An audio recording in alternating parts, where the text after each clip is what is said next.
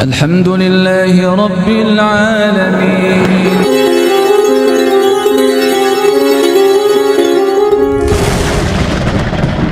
Tapi Abu Bakrah ini orang yang thiqah, orang yang lurus, orang yang kuat memegang kebenaran, memegang prinsip.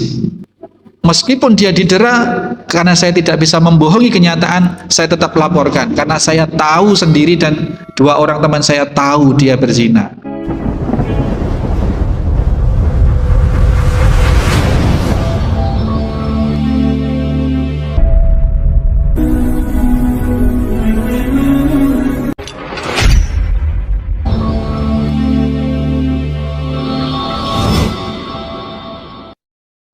Assalamualaikum warahmatullahi wabarakatuh.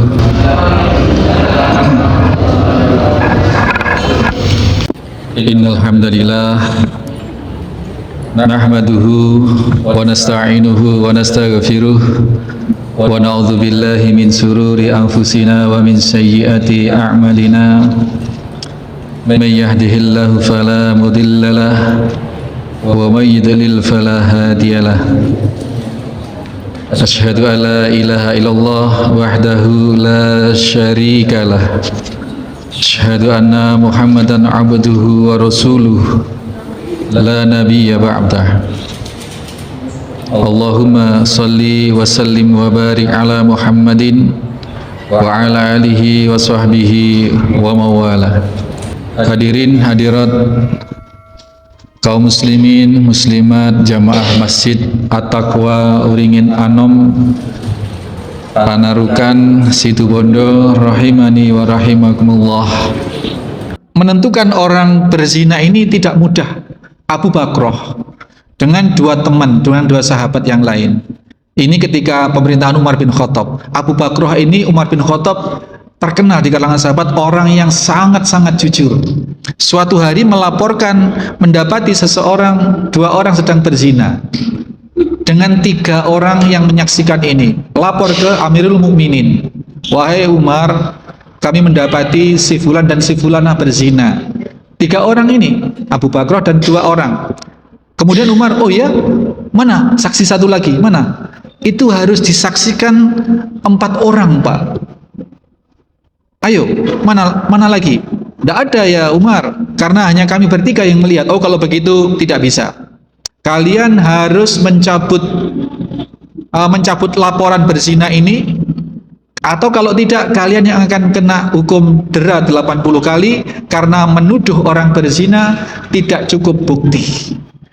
Padahal Umar bin Khattab yakin bahwa Abu Bakrah, bukan Abu Bakar, Pak, Abu Bakrah ini orang yang sangat terkenal, sangat jujur dan tidak mungkin berbohong. Jadi menentukan orang itu berzina, Pak, oleh hakim yang akan mengadili hukum had ini, hakim harus mendatangkan 4 saksi.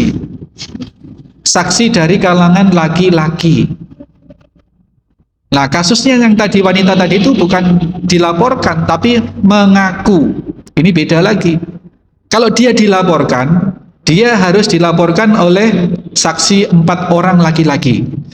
Dan persaksiannya tidak hanya sebatas sudah masuk kamar hotel, diintai dari luar beberapa menit, berapa puluh menit atau berapa jam baru keluar, kemudian dilaporkan berzina, tidak bisa. Atau diintip, dia peluk-peluk, cium-cium, tidak bisa, tetap tidak bisa. Jadi persaksian perzinaan itu harus tampak, harus tampak dua kemaluan itu bertemu, harus tampak seperti. Jadi tidak mudah, Pak, menuduh orang berzina itu. Nah, kemudian lanjut cerita tadi, Abu Bakrah, kalau kalian tidak mencabut laporan kalian ini, maka aku harus menerapkan hukum kepada kalian sebagai pelapor atau penuduh tanpa bukti. Penuduh orang berzina tanpa bukti itu dicambuk 80 kali. Gemetar, Pak, yang dua orang, yang 3 kan 2 orang. Ini agar tidak dihukum dera, ya sudah Umar, saya mencabut laporan saya. Tapi Abu Bakrah ini orang yang thiqah, orang yang lurus, orang yang kuat memegang kebenaran, memegang prinsip.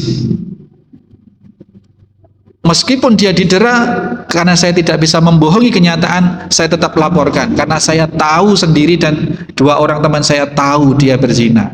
Akhirnya gimana? Ya sudah, diterapkan hukum dera terhadap Abu Bakrah itu.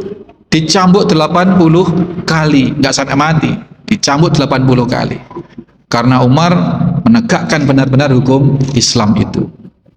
Demikian Pak. Jadi nggak gampang nuduh orang berzina itu. Harus lengkap syaratnya. Apalagi di Indonesia ini CCTV tidak bisa dijadikan barang bukti. Dia hanya jadi bahan analisa saja. Oh, saat itu buktinya dia sudah masuk kamar. Nah, dia cek ini, cek ini. Terus dia masuk kamar ini berdua. Wah, itu. Dilihat CCTV ini, Pak. Tutup, kemudian keluar. Nah, itu tutup. Pakaiannya masih compang-camping itu, Pak. Ini tetap nggak bisa, Pak. Nggak bisa. Kelihatan dari jauh, misalkan muda-mudi di atas sepeda motor, pokoknya melakukan yang seolah-olah seperti itu. Tapi tidak cukup bukti, tidak cukup jelas. Melihat, ya tidak bisa.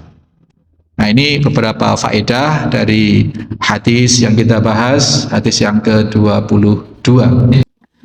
Masih ada waktu sedikit, mungkin ada sesuatu yang ditanyakan atau ada sesuatu yang ingin ditambahkan, silakan. Cukup jelas ya, Bapak Ibu sekalian. Oh, nggih, Pak Haji.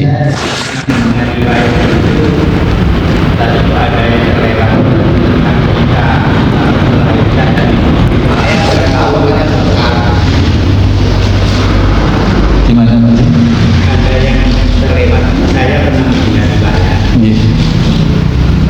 Jadi riwayat itu sampai si perempuan tadi melahirkan sampai selama 2 tahun. Jadi ini memang ada beberapa versi. Ya, di antaranya tadi itu.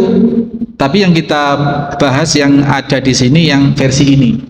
Tapi versi-versi itu ada. Memang setelah wanita itu datang, setelah melahirkan, kemudian kamu pulang, susui bayimu. Ada yang begitu, Pak. Ada beberapa riwayat. Terus tadi itu termasuk yang sahabat tadi melempar sampai darahnya muncrat kena baju, kemudian itu. Jadi versi, ada beberapa versi, tapi intinya itu tadi. Intinya adalah dia seorang wanita yang bertaubat dengan segenap jiwa raganya dan dia masuk surga. Pada intinya itu. Versi riwayat ini ada bermacam-macam. Itu gitu. Yang diambil oleh Al-Imam An-Nawawi, mungkin ini versi yang paling pendek, yang paling ringkas, tetapi sudah memenuhi unsur-unsur faedah-faedah tadi itu. Begitu ma'rufnya Rasulullah. Rasul kemudian tidak menyudutkan wanita ini. Oh, kalau gitu kamu zina sama siapa? Seperti itu. Tidak seperti itu. Hakim tidak bertanya seperti itu. Sebatas yang dia terima pengakuan dan dia tegakkan hukum di situ, tegak. Dan karena memang tidak boleh menghukum orang yang hamil, menghukum rajam ini, maka bawa pulang, perlakukan dengan baik. Ada riwayat lain tadi, ya saya juga pernah baca yang itu, ketika sudah melahirkan, ya Rasulullah, sesungguhnya aku sudah melahirkan, tegakkan hukum had untukku. Kemudian kamu selesaikan masa nifasmu, kemudian bawa lagi ke situ, susui bayimu. Ada yang seperti ini, Pak Bisro. Demikian ya, Bapak Ibu sekalian. Semua versi tadi itu ada, tetapi intinya tetap dia diperbuati dengan baik, tidak diikat, tidak dikerangkeng. Hal-hal yang masih perlu dia tunaikan, itu. Dan beberapa inti pelajarannya adalah tadi itu, ya, bahwa hukum had ini merupakan azab dunia, tetapi merupakan kafarat untuk dosa-dosa di akhirat. Sudah nggih? Ada pertanyaan dari nggih, monggo. apa tanda diterimanya tahun? Saya mau tanya tambahan. Pak Kajagat. Kalau ada 2 orang yang kedapatan berzina secara terang-terangan di depan umum, terus terus dibebuk warga, kemudian dinikahkan di tempat. Lalu apakah mereka akan tetap berumah tangga?